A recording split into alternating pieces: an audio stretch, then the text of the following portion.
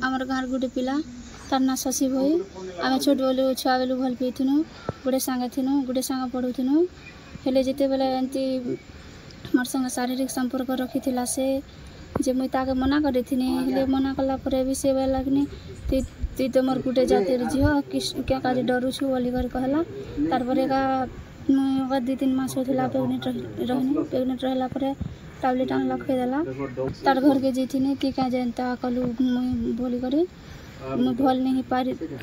ने भल ही थी हेतिर लगे तार घर के गनी ताके कल करी गनी जे तार घर लोग मके निकले देले ताके भी नहीं डकाही फिर एंती मीटिंग ही थला ज़्यादा समाज वाले बेले कि एंती इटू भूले नहला कथा कहवा के तोर पिला के डाक बोली कि ना खूब थर कहले तार माँ बुआ के खूब बुझाले खूब समझाले